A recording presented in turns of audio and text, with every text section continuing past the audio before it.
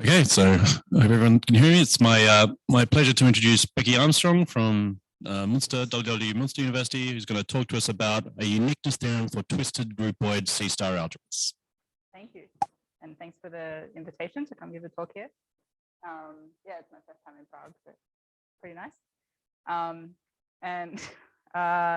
Yeah, so this talk is based on a preprint that I put on arXiv earlier this year called A Uniqueness Theorem for Twisted Groupoid C-star Algebras.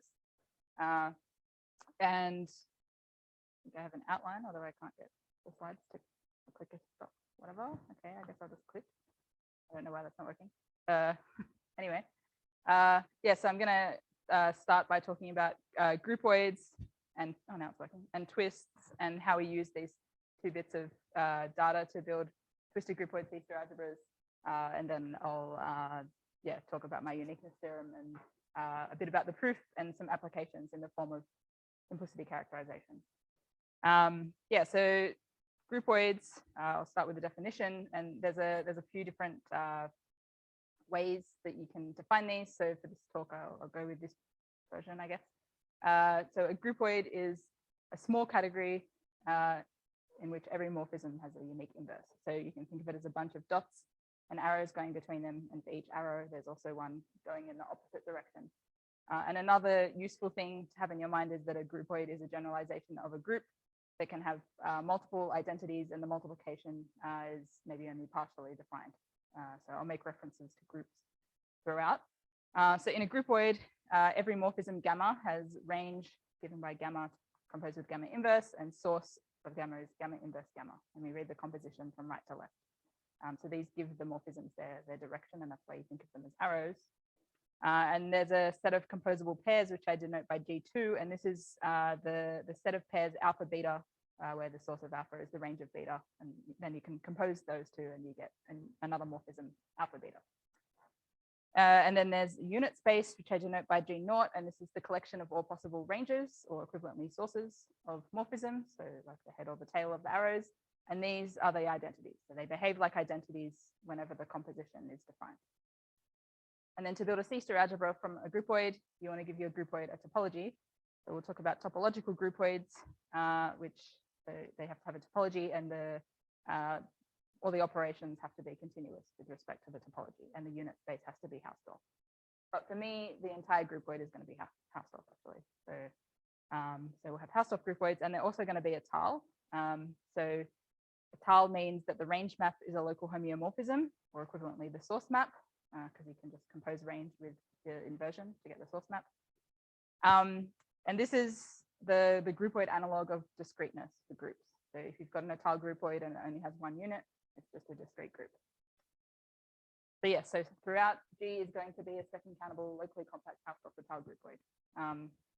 So I mean, the results that people prove where they drop some of these words, but these are, I guess, quite a nice collection of adjectives to use, like second countable gives you that the C-star algebras are separable.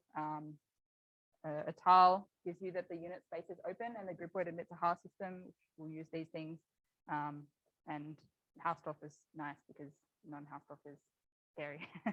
Yeah, and yeah, so I guess, well, okay, maybe I'll talk about some examples, but I have one coming up on the next slide. So groupoids, as I mentioned, they generalize groups. They also generalize a bunch of other, I guess, mathematical objects that you know, we're all familiar with. So for instance, like if your groupoid just consists only of units, then you can't actually multiply anything. So it's not like nothing's composable. So you just have a set. So they generalize sets. They generalize group actions. So you can use a group action to build a transformation groupoid. You can also build groupoids from directed graphs and sort of like topological K-graphs and things like that. Groupoids also generalize. Oh, okay. Groupoids also generalize equivalence relations. So that's what I thought I'd go through as an example.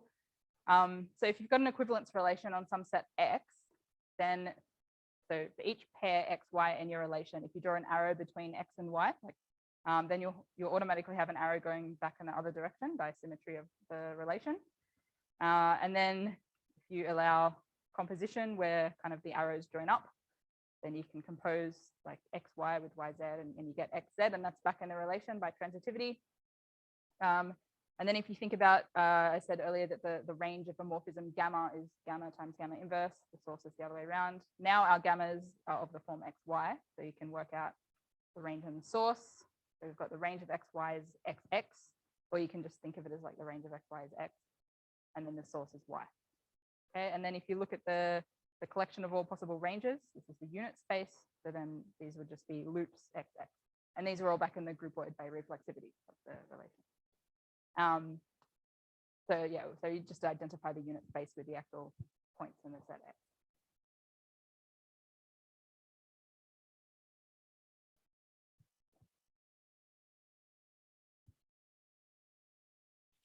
So the category in this case is going to have as objects X, Yes. the objects of X. Yeah. And then the morphisms are given by The elements, so the elements of the relation, like X, Y is a pair in the relation, and this is a morphism, and you can think of it as an arrow from Y to X. Yeah, okay, it's clear, thanks. Yeah, okay. So here I'll go through some more groupoid kind of notation and words, terminology, I guess. So for each unit X, I'm going to define these sets G superscript X and G superscript X and G subscript X. So with the superscripts, that means the morphisms with range X, and the subscripts, that's the morphisms with source X. It's kind of not maybe intuitive, but it's like standard notation. But I'll just remind you of which one's which, if, like when it comes up. Or you can think of G with like an up arrow next to it. And then if you take the intersection of these, then you're going to get a set where all the morphisms have range and source X. So that's just a group with identity X, and we call these isotopic groups. And if your groupoids are tiled, then the relative topology in all of these sets will be discrete. So in particular, the isotopic groups are discrete groups. And then the isotropy of the groupoid is the bundle of all the isotopic groups. Okay, so it's all the morphisms with range equal to their source. So as an example, if we think back to the equivalence relation we just saw, if you have a morphism with range equal to its source, then it's going to be of the form XX. So this is just precisely the units. Okay, so for equivalence relations, the isotropy is just the unit space. And you're always going to get the unit space at least contained in the isotropy because the range and source of a unit is just the unit itself. Okay, but in general, you might have other elements of your isotropy for different sorts of groupoids.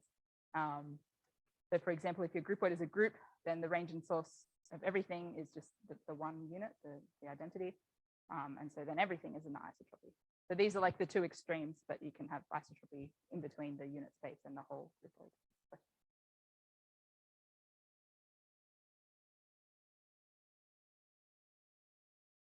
I didn't hear the last part of the question.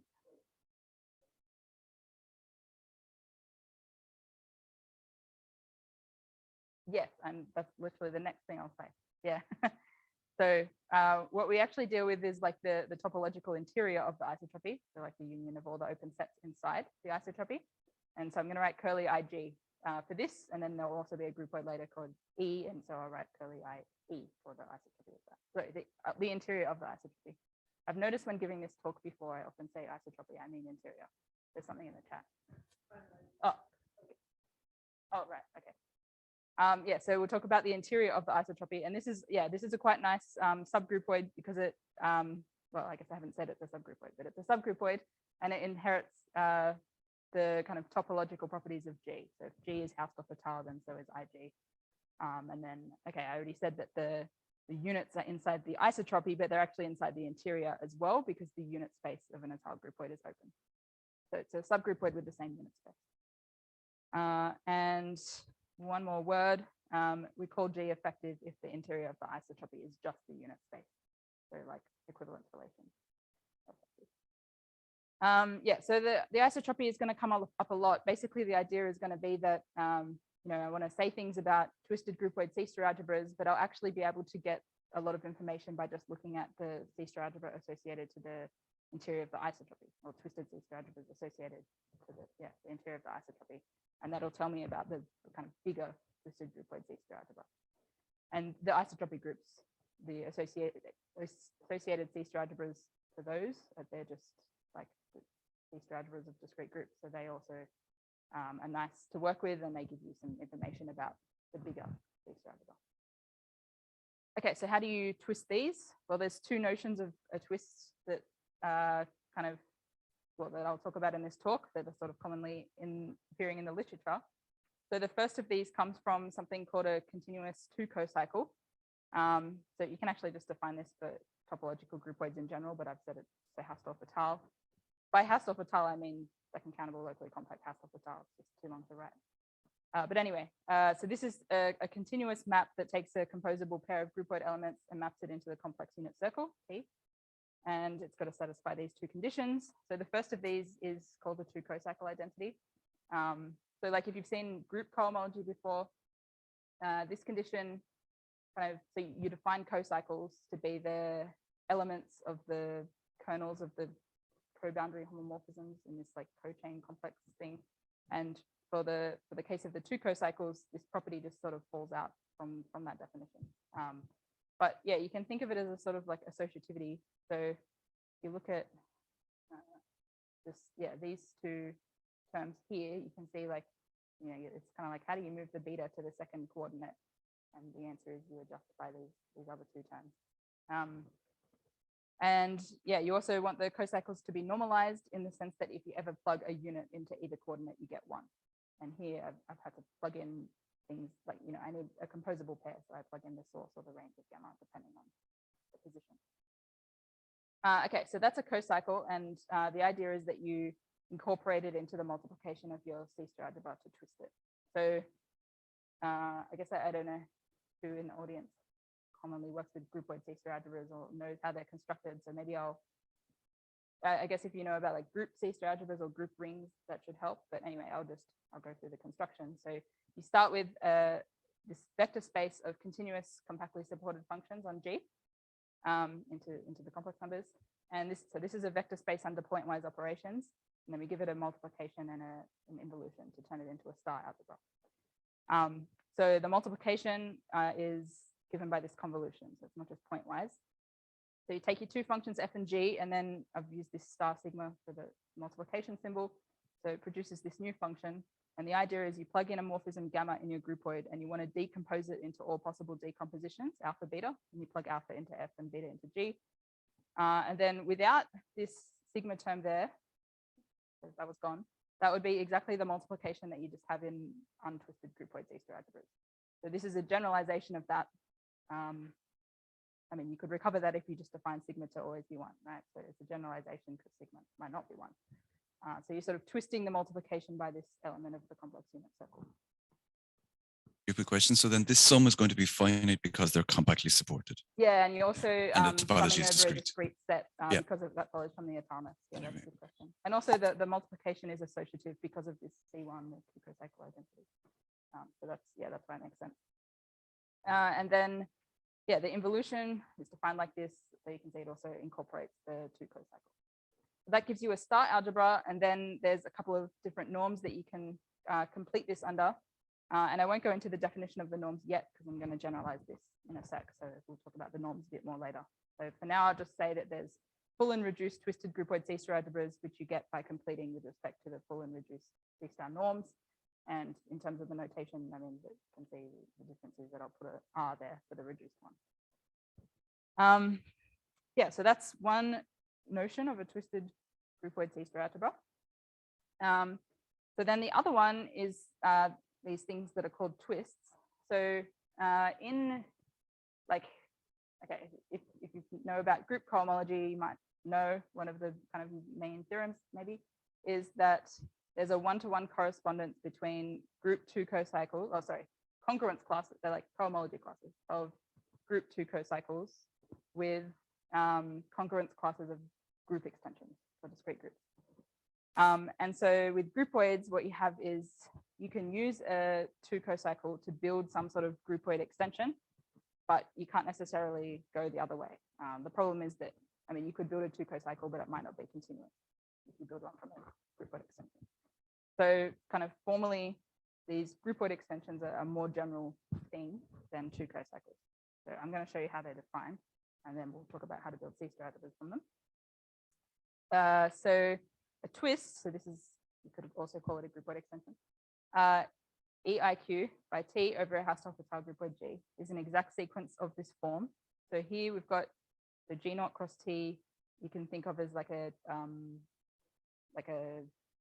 trivial bundle with fibers T, and then there's an injective map into E, which is a groupoid, and a quotient map onto G. And the sequence is exact in this sense. So as I said, I is injected Q is a quotient map, and then you need something that's kind of like the image of I as the kernel of Q, except for groupoid maps, to be in the kernel, like to be killed, you have to be sent to a unit. So more precisely, we're saying that everything that gets sent to the unit X has to be, well, precisely the image of X across something in the circle. So that's exactness. And then there's some other conditions. I'll just point out the kind of important bits from this, I guess. So yeah, as I said, E is a groupoid, the locally compact Hausdorff groupoid. It's not a tile though. And the unit space is the image of G naught cross 1. And then, yeah, I and Q are continuous groupoid homomorphisms, and importantly, they restrict to homeomorphisms of unit spaces. So I'll often talk about E as like the bigger groupoid because it surjects onto G, but the unit spaces are homeomorphic, so I'll identify that. And the image of I is central in E. So for this, if you take something in the image of I, you want it to commute with everything in E that it composes with. So I've switched their places, but then you want the composability to still work. So here we need the range of epsilon, but you want the source of epsilon so that they're still composable. So that's what centrality means. And then the important thing to get from this point is this actually defines an action of T on E, and this action will come up a lot in the talk. So either a left or a right action, doesn't matter centrality. But yeah, so T acts on E. And also if you have like two elements of E that map to the same element of G under Q, then they'll just differ by an element of Z. Like you can act on one using this kind of action to get the other. And then topologically, there's something a bit stronger than this, I guess.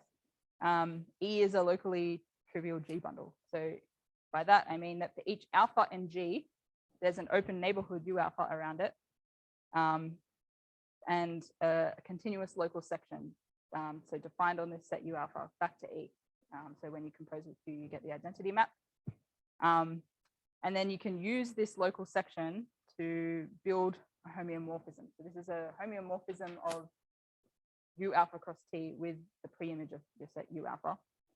So locally, E looks like G cross T. Like not globally, it's not homeomorphic to G cross T, but locally it is. And the way this homeomorphism works is, you're just taking, so say for a beta in G, you're just taking some representative back in E, and then you can act on it with all elements of Z, and you get everything that maps to that beta, and you do that for everything in the set U alpha. So yeah, so some of the time in special cases, you might have a continuous global section, like a map defined on all of G back to E in a continuous way. If you did have a continuous global section, then you could build a homeomorphism of E with G cross T, and then it would look globally like that. But in general, you don't have that situation. In the situation where you do have a continuous global section, I'll show you this later, you can use that to build a continuous Tuco cycle. But in general, when there's no continuous global section, you can't build a continuous Tuco cycle from your twists. So there are more general constructions.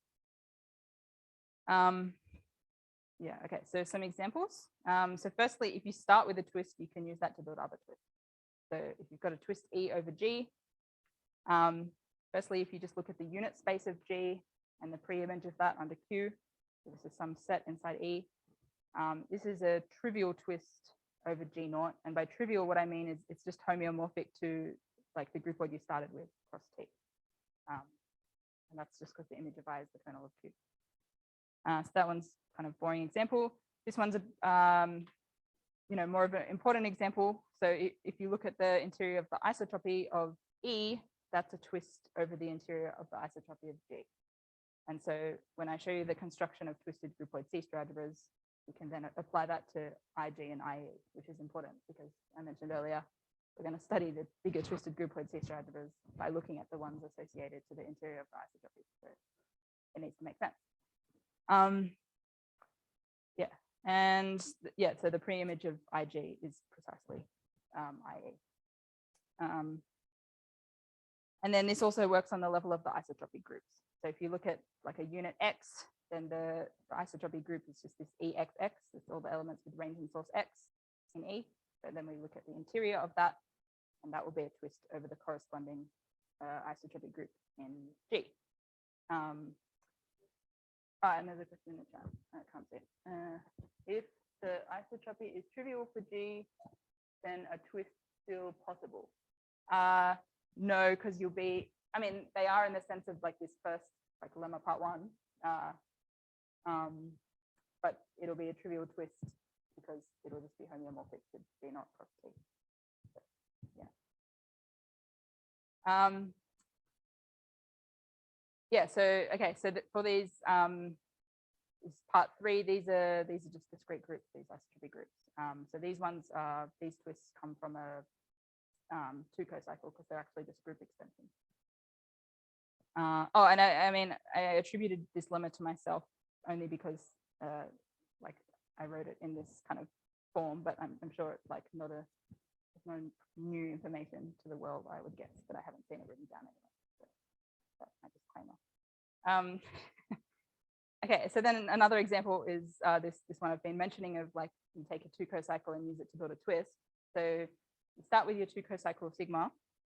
You want to build some twist. I'm going to call it E sigma, and as a set, it's just G cross T. And then I need to tell you, like this is a groupoid, right? So I need to tell you what the multiplication and inversion are, and they incorporate sigma. So for the multiplication, so you've got 2 elements of G cross T. To multiply in the G coordinate, you just use the groupoid multiplication as long as alpha and beta are composable. And then in the second coordinate, you incorporate the sigma into it. So that's the multiplication. And then the inversion is similar. So you incorporate sigma into the multiplication like that. And this gives you a groupoid. And then to get a twist, you need your injective map I and your surjective map Q. So you just use the kind of obvious guesses. So you want to include G naught cross T in G cross T. And then you want to send your element of G cross T to G. So you just project. So that's your choices of maps. And that gives you a twist. And yeah, this one will have a continuous global section back from G to E sigma. Okay, so now going the other way. So we've taken a Tuco cycle and built a twist. Now we're going to take a twist and build a Tuco cycle, but I already mentioned you can't always do this. Maybe I can like get rid of that.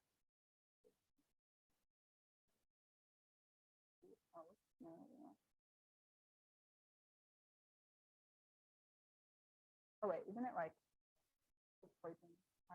Yeah, okay. Yeah. Now am I clicking with it? What? Oh, okay. I don't know what happened. Okay, so if you've got a twist and suppose there's a continuous global section, okay, I've said that units have to go to units, but that's not actually a required assumption. But anyway, so this is a continuous global section, and you can use it to build a Tuco cycle. So the way this works is, I guess we're sort of implicitly defining it.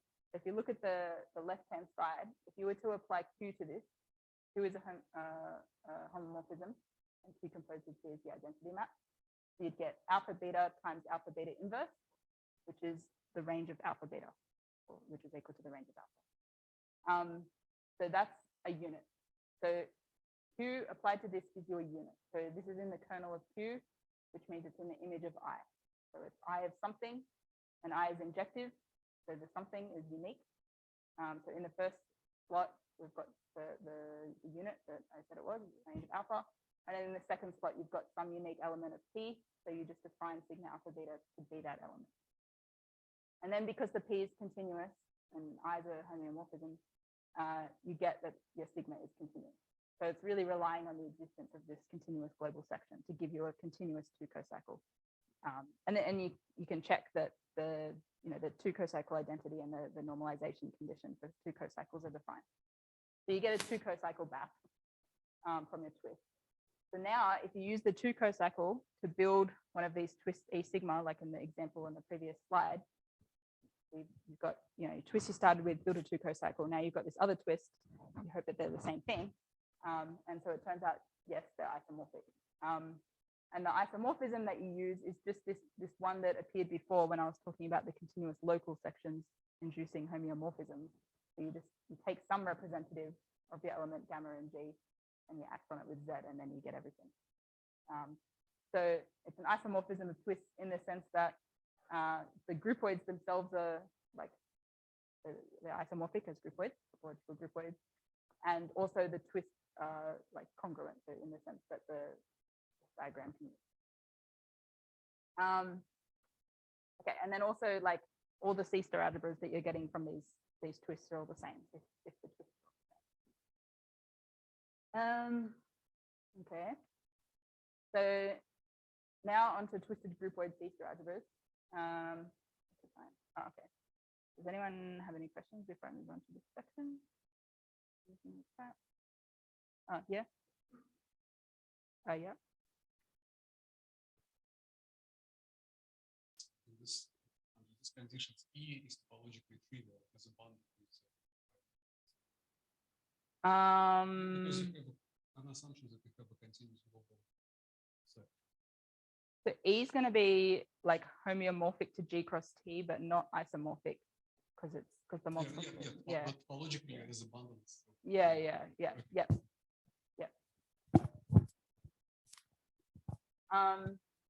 Okay. And then, sorry, then the map I is actually this trivialization. No, it's not, because that's an injection. No, because it just goes from the unit space cross T into the. Yeah. Okay. Okay.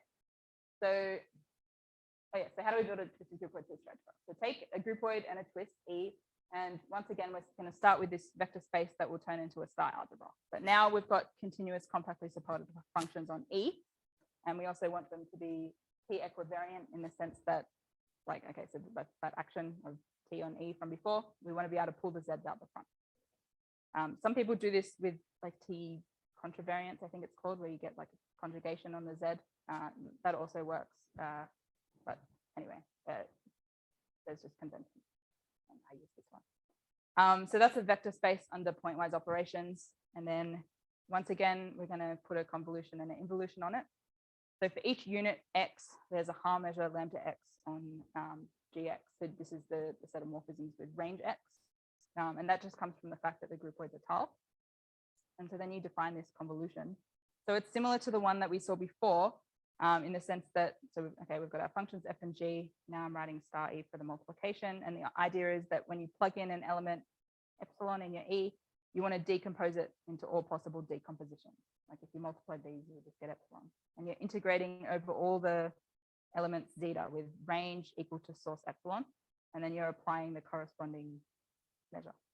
And it's just counting measure actually. And so then the zeta that you want to plug in, zeta? Yeah, zeta.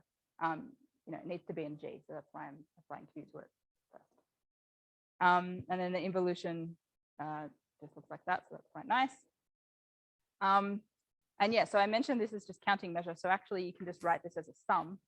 So if you take any globally defined section P, so here it doesn't have to be continuous. You're just saying, okay, Q is surjective. So I'll just take any representatives I like for each element in G, just choose something in E.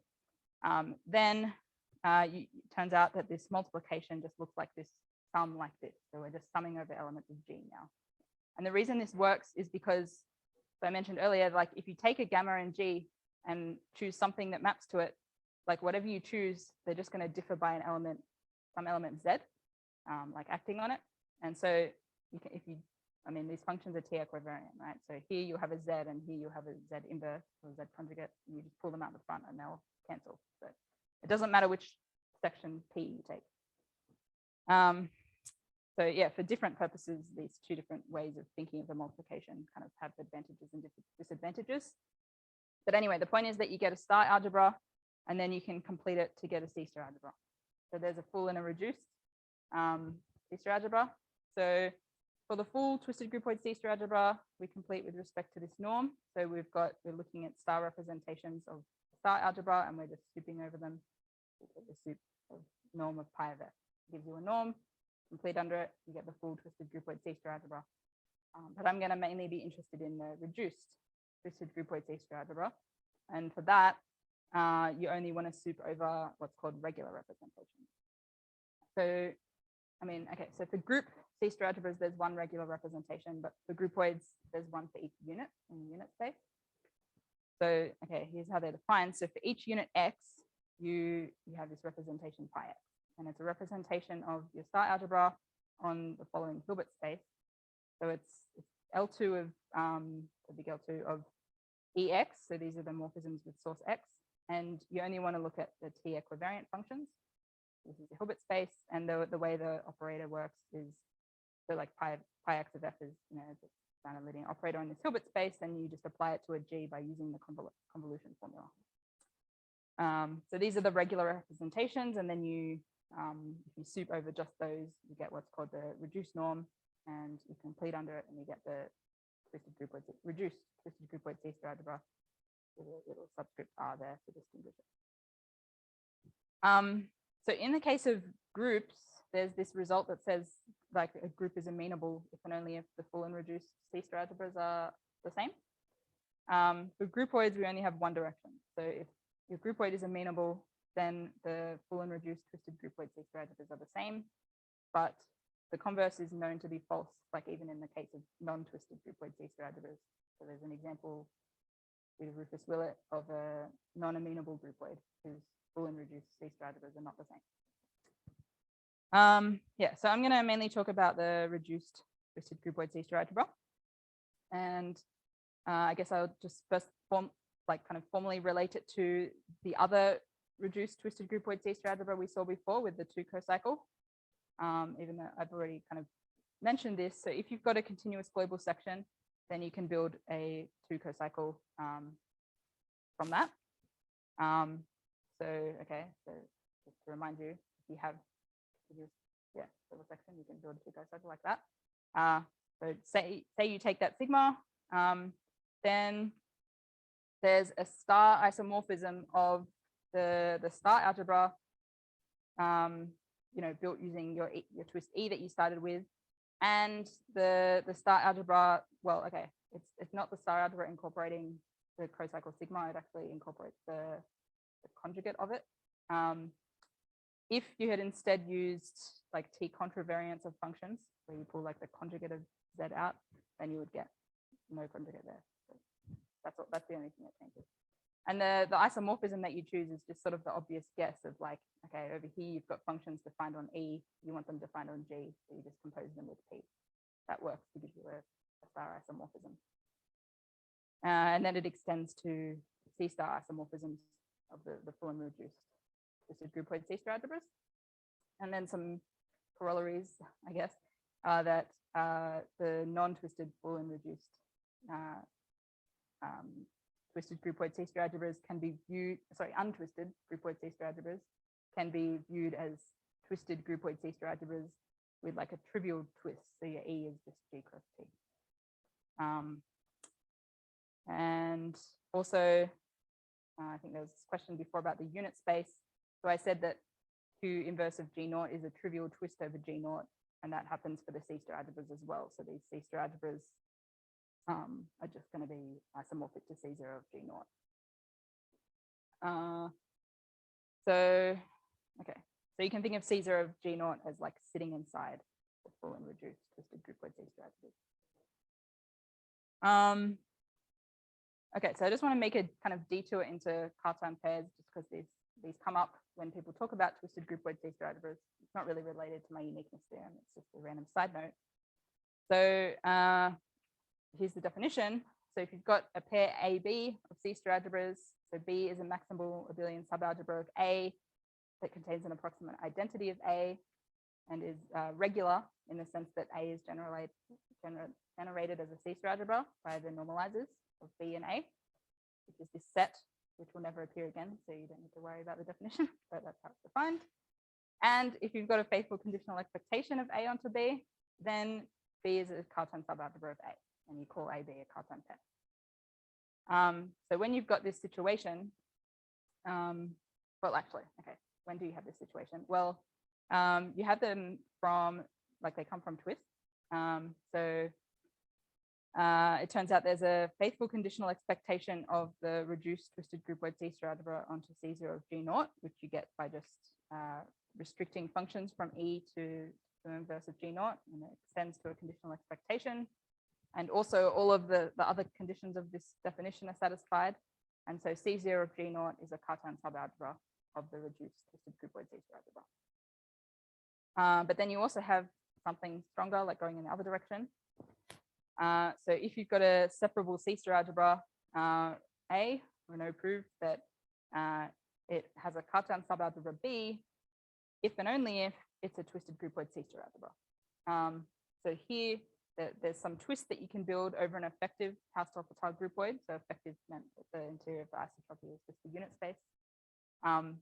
And this groupoid and this twist are unique. And the B that you get is going to be C0 of G0. Okay, so Cartan subalgebra if and only if twisted groupoid C-star algebra. And then Shin-Lee proved that every classifiable C-star algebra has a Cartan subalgebra.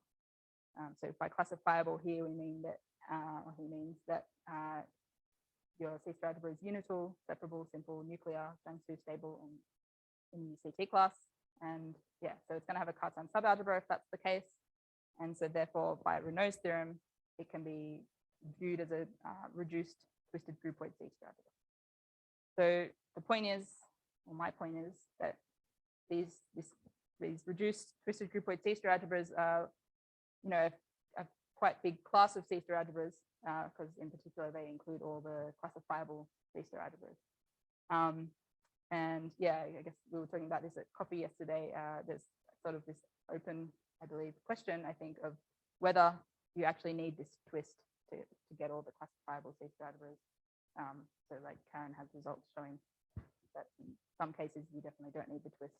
And yeah, but yeah, that's all I wanted to say about Cartan subalgebras, I guess. So I'll conclude by talking about my uniqueness theorem. So I have this like preliminary result, and again, I sort of like partially attribute it to myself just because it's written in the form that I use it in, but it exists elsewhere. In particular, there's a paper in 2017 that includes something of this form. But anyway, so here's the result as I state it. So if you look at the interior of the isotropy of E, which is a twist over the interior of the isotropy of G, there's associated C-star algebras, and you can think of the full twisted groupoid C-star algebra as sort of associated to the interior of the isotropy as sitting inside the bigger twisted groupoid C-star algebra via this map. And so on the level of the functions, because there's, this has a dense set of C sub C functions sitting inside it. So here they're functions on IE, and you want to extend them to all of E. And so you just set them to be 0 outside the interior of the isotropy. And that extends to give you a C-star homomorphism of the full twisted groupoid C-star algebras, and it descends to an injective star homomorphism of the reduced twisted groupoid C-star algebras. And if your interior of your isotropy of G is amenable, then you'll get both of the maps being injective. So here's the uniqueness theorem. So if you've got a twist over G, then any homomorphism of the reduced twisted groupoid C-star algebra into some C-star algebra A is going to be injective if and only if the composition with this map iota R up here is injective. So, I mean, okay, one direction of this is trivial because if it's injective, then we already know that iota R is injective. So of course the composition will be. So the other direction is saying that if you just look at your map on, I mean, you want to know whether your big map psi on your big twisted groupoid C-star algebra is injective, you can just look at the restriction to the isotropy algebra. And then you can also, work things out about the ideal structure as well by looking at the twisted isotropy algebra. So yeah, so that's the uniqueness theorem. and I'll say a little bit about the proof. So the first kind of thing I did to prove this is I proved the result about like just general C-star algebras, not necessarily groupoid C-star algebras, states on them. So if you've got a state phi of B, where B is a C-star algebra sitting inside a bigger one, A, I'm first going to define the following. So we say that A is B compressible modulo phi if for each element of A and each epsilon, there exists a B and a C in B, such that, so the point is this compressibility condition here. You're saying like you can compress A by B to get it within epsilon of C, get it close to C. And then, okay, so the B will be positive and have norm 1, and then here's where the phi actually comes into the definition. So you need the magnitude of phi B to be 1 as well. And so this gives you the following. So if you've got a state phi of B and B is sitting inside A, then there will be a unique state extension if A is B compressible modulo phi. So phi will extend from B to A uniquely. Okay, so I mean, it's always going to extend, and the unique part of the state extension comes from the compressibility. Yep, and if you start with a pure state, then the extension, the unique extension, will be pure as well.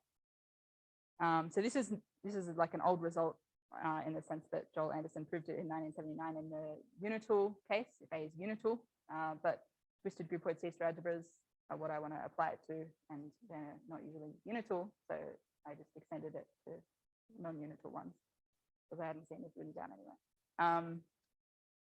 So yes, I have that result, and then here's how I use it. So I'll sketch the proof, but let me just remind you of the theorem. So that's the theorem, and one direction is trivial, so we're just going to start by assuming that phi composed with I over R is injective, and prove that phi is injective. Yeah, so one implication is trivial. Suppose that this is injective. So the first thing to note is that this collection of units is dense in a unit space. So this is the collection of units X where, okay, so GXX is the isotopic group associated to X, and then this IGX is the interior of it. So these aren't necessarily going to be equal, like it'll depend on the topology, but they're going to be equal for a dense set of units by this result. So this is by these people. And then for each element X in this set, you're going to look at the collection of pure states of your twisted isotopic algebra that factor through the corresponding twisted isotopic group algebra. So this is just a discrete group now, the twisted C-star algebra associated to that. So states that factor through there, pure states that factor through there. It turns out you can show that each of these states satisfies the compressibility condition on the previous slide, where the bigger C-star algebra A is your big twisted groupoid C-star algebra that you're interested in. So then the unique state extension theorem tells you that all of these states are going to extend uniquely to a pure state of the big twisted groupoid C-star algebra. So you take all these extensions, like so for all the units X and all of the pure states in each of those sets. And each of the state extensions is going to have an associated GNS representation. And it turns out that to see that your map psi is injective, it suffices to show that the direct sum of these associated GNS representations is faithful. So this is like a non-trivial theorem, and I mean, these other authors have basically done all the work. I mean, this is a general kind of C-star result, and they, I think the hypotheses of the result are that, well, firstly that this set is dense, which they prove, and then also that you have these unique state extensions. So that's why I needed that. Oh, and I should say, I mean, this paper, so they prove the uniqueness theorem that I showed you for non-twisted groupoid C-star algebras. So my result is just, okay, this works for twisted groupoid C-star algebras, and a lot of the method works the same way.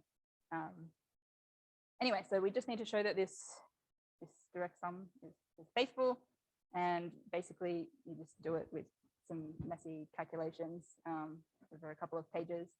So I just referenced a few aspects of the proof here. I mean, you make use of the faithfulness of this conditional expectation that extends restriction of functions. You also make explicit use of the compressibility condition that the states satisfy. So it's not just used to give you the unique state extensions, but actually you use like there was this norm condition about compressibility, and that comes up in the proof. But anyway, so that's roughly how it works. And yeah, okay.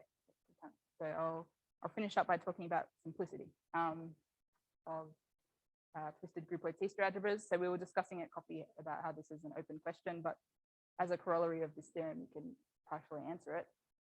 So definition first.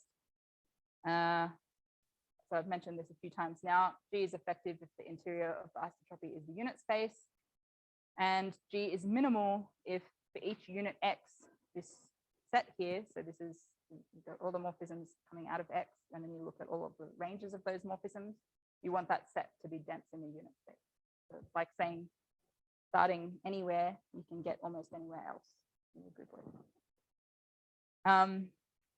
So here's the result, and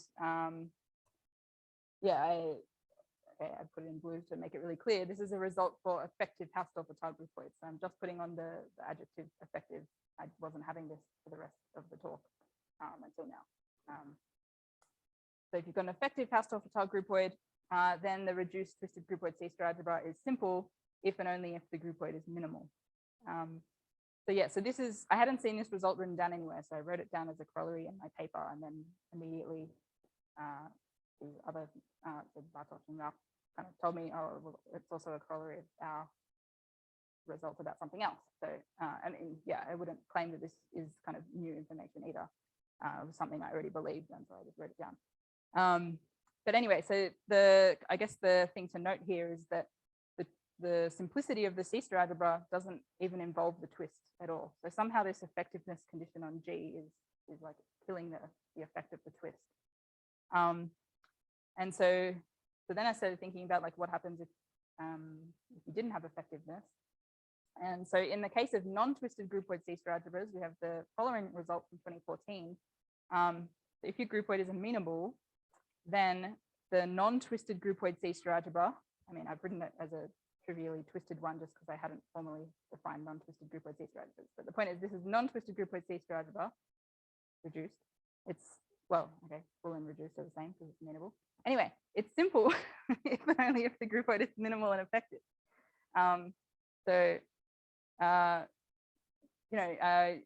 Natural to wonder, like if we dropped effectiveness in the previous theorem, would we just get this result and actually the twist plays no role? And so on my last slide, I just thought I'd give a counter example to that kind of theory. So if you take as your groupoid Z2, so pairs of integers, this is a discrete group, billion, so it's amenable, and it's not effective because discrete groups, or non-trivial ones, are never effective, because effective means that the interior of the isotropy is just the unit space. So the groups, everything is in the isotropy, not just the unit. Groups are never effective, discrete groups, apart from the trivial group. So when they're not effective, then that means that the C-star algebra, what's going on? Huh, what?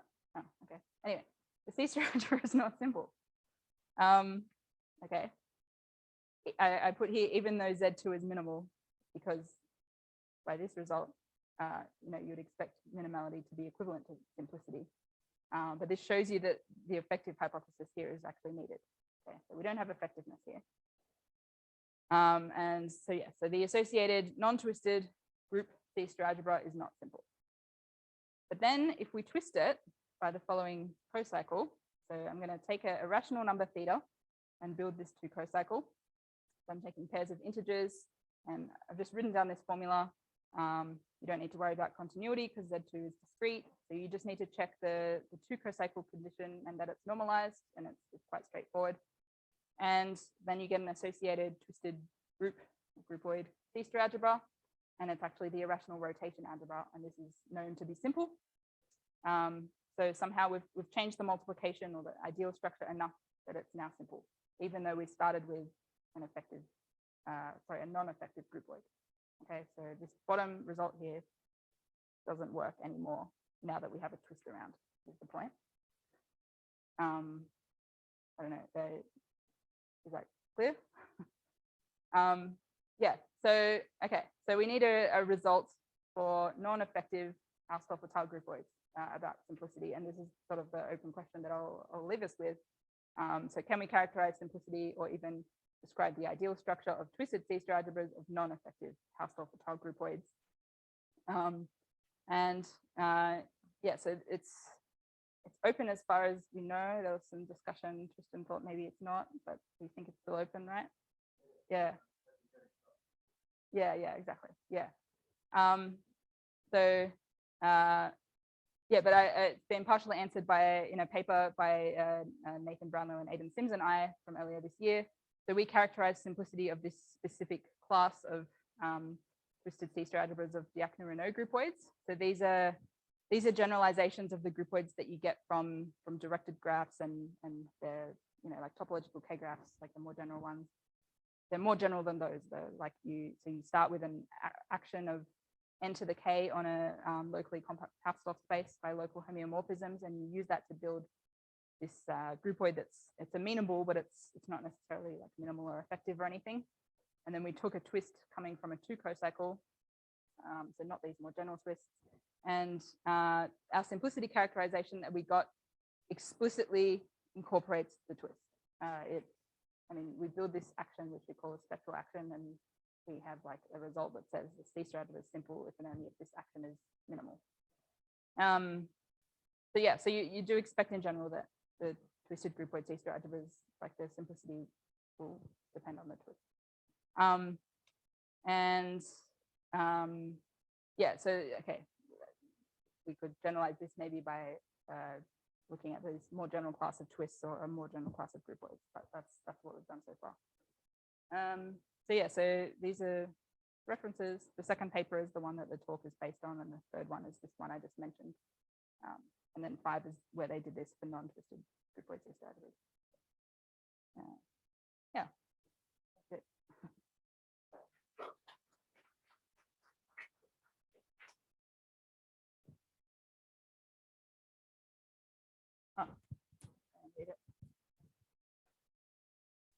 Yep.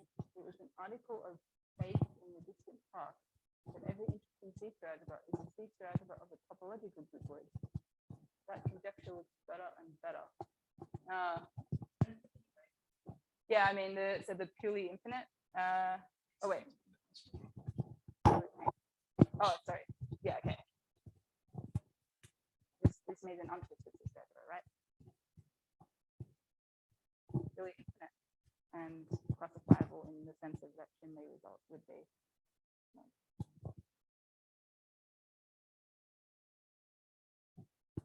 Well, it's a topological K-graph. Yeah. Topological.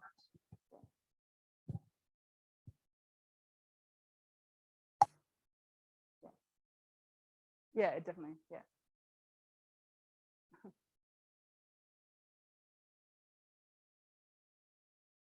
What, a C-star algebra that doesn't come from a. Oh no, that's it. Right. A twisted groupoid. No, but you're saying one that doesn't come from a twisted groupoid C-star algebra at all. No, but I don't think there's a known example of like a C-star algebra that doesn't have a twisted groupoid model, like that's known to not have one. As far as I know, right? Is this true? I thought this was an open question. I think when we were talking about this, we didn't know that twisted groupoid C-star algebras existed, and so we were fairly innocent in those days. I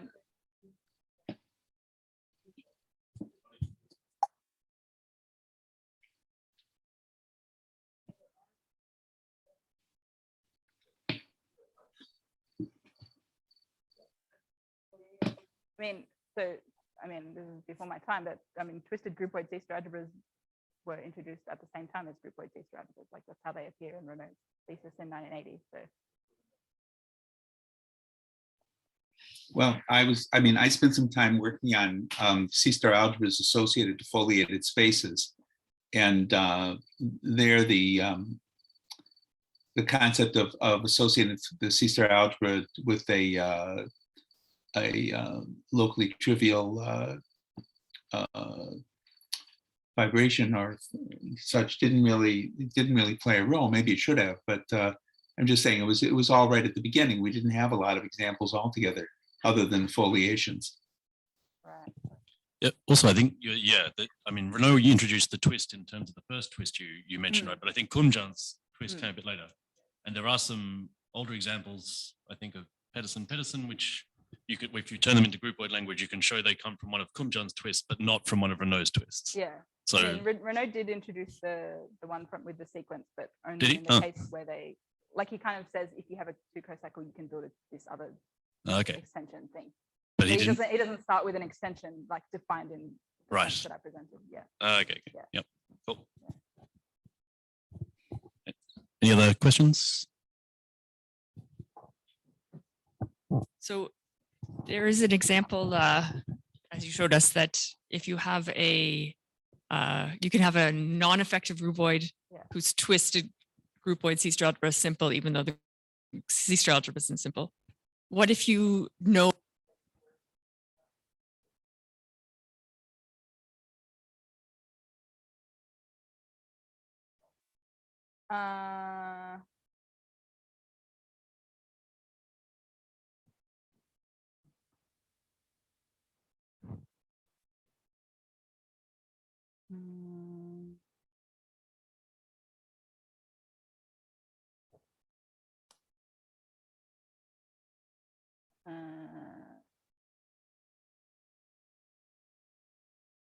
Like what can you say about the groupoid if the C-star algebra is simple?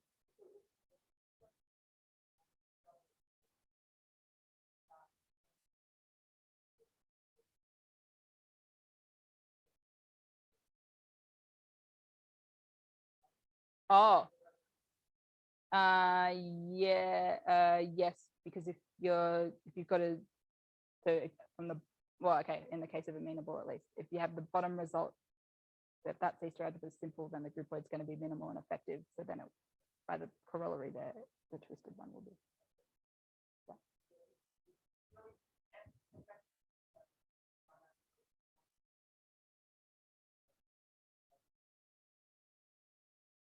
Wait, but did you say if you start by knowing that the non-twisted groupoid C-star algebra is simple? Because then you would have the effective groupoid because of the theorem.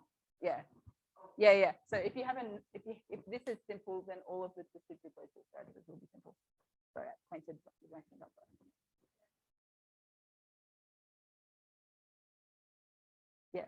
Yeah. Okay. That's a useful observation. So yeah. Yeah. So yeah, once you know that this is simple, all the twisted ones are simple. But it's oh yeah, okay. This is only for amenable, but yeah. Okay. I don't know for non-amenable.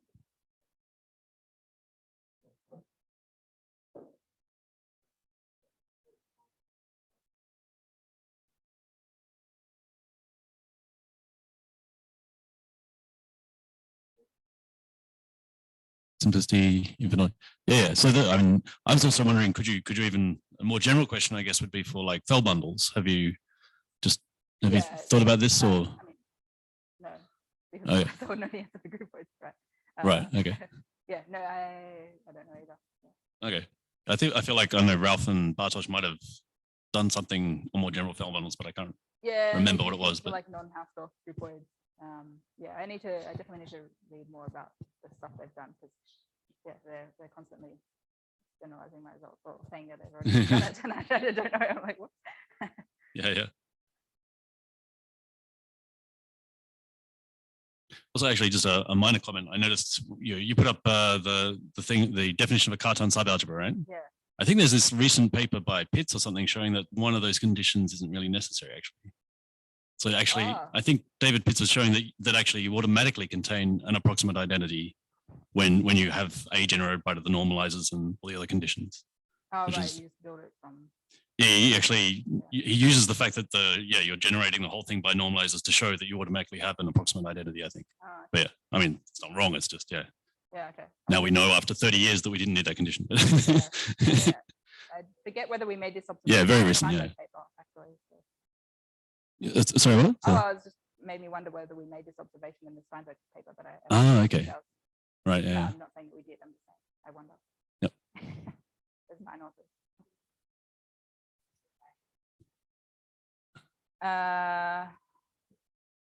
There's an extra condition, and it's to do with the conditional expectation. I think it's wasn't there also. Can you remember it for the Steinberg version? I mean, yeah, I think one thing is that, well, pure states extend uniquely. And the other thing is, I think, isn't the normalizers generated by the square zero elements or something? If it's a diagonal, I think, yeah. Oh, Yeah. yes, but isn't. Well, maybe that's enough, yeah. Yeah, okay, maybe that's enough. But isn't there's some extra thing that you have from the conditional expectation, at least with the Steinberg algebra? Okay. Yeah. Yeah.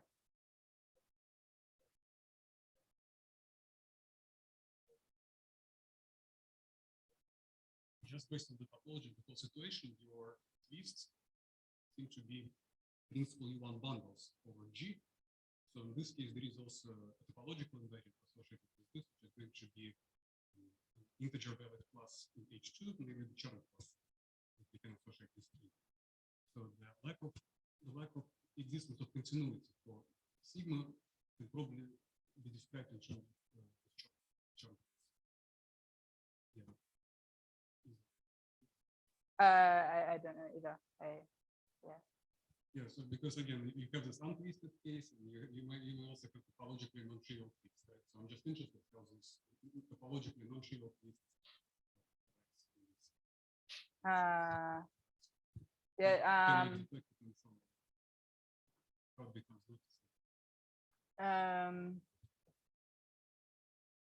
I mean, okay, all I know is the Aidan Sims had or has a student working on examples of twists that don't come from Tuco cycles.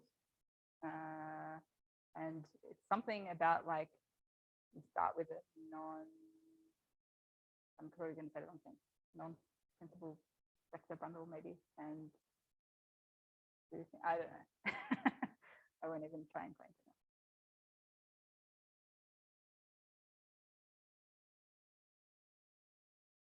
About Cartan pairs, then you were saying that if by Renault's result, if the C-star algebra has a Cartan subalgebra, Yeah. then it's going to come from an effective Yeah. group. Maybe you could put up the result rather than my memory.